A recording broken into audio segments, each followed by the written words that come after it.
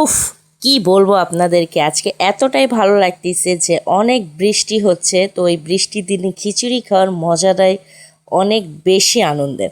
তো আমার হচ্ছে কাছে আজকে ভীষণ ভীষণ ভালো লাগছে, কারণ আজকে বৃষ্টির দিনে হচ্ছে খিচুড়ি রান্না করব।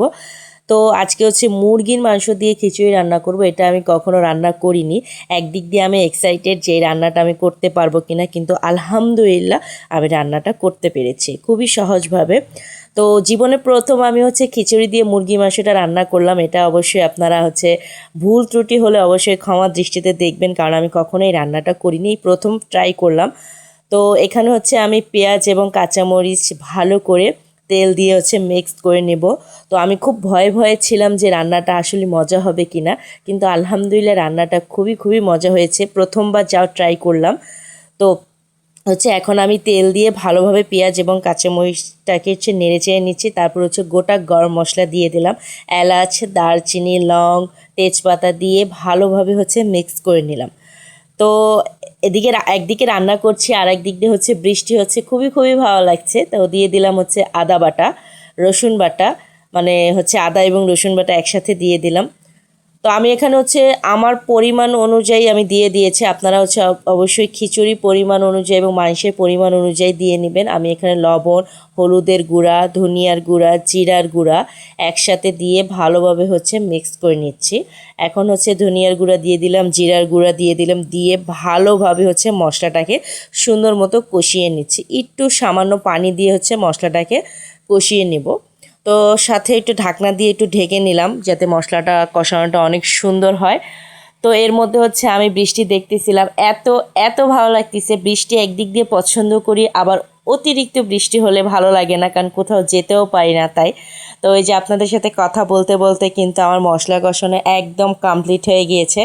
এখন আমি মশলা কষানোর মধ্যে হচ্ছে যে মুরগির মাংসটা আছে, সুন্দর করে ধুয়ে রেখেছিলাম, সেই মুরগির মাংসগুলো হচ্ছে দিয়ে দিব, অর্থাৎ মশলার সাথে ভালোভাবে কষিয়ে নেব।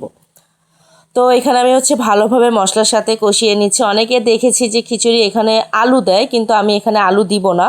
আমি আলু দিয়ে খেয়েও টেস্ট করেছি, ভালোই লাগে, কিন্তু আমার এইভাবে খেতে আজকে খুব মনে চাচ্ছিল, তাই হচ্ছে আমি শুধু মুরগি এবং খিচুড়ি ভালোভাবে মিক্স করে হচ্ছে রান্নাটা করে নিব। তো এখন হচ্ছে আমি মশলাটাকে সাথে মুরগিটা ভালোভাবে কষিয়ে নিচ্ছি। আপনারা দেখতে পাচ্ছেন কিনা এত পরিমাণে ধোয়া হচ্ছে।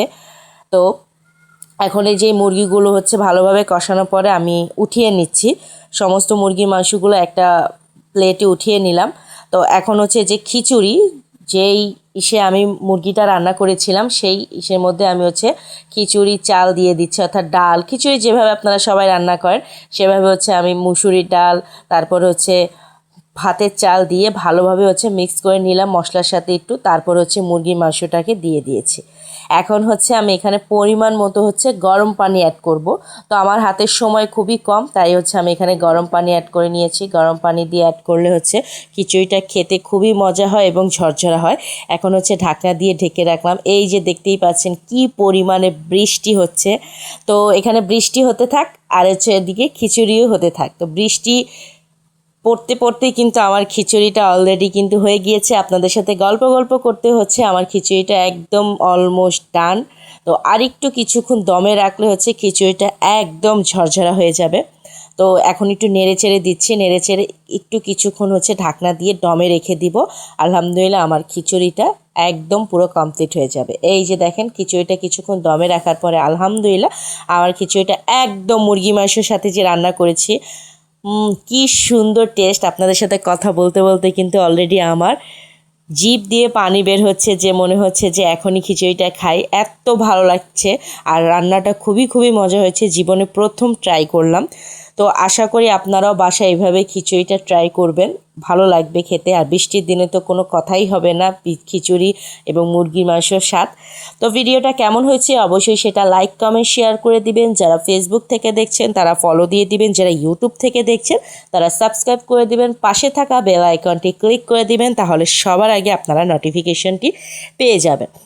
তো আজকের জন্য ভিডিও এই পর্যন্তই। সবাই বেশি বেশি করে দোয়া করবেন, সাপোর্ট করবেন, ভালোবাসা নেবেন। আল্লাহ হাফেজ, আসসালামু আলাইকুম।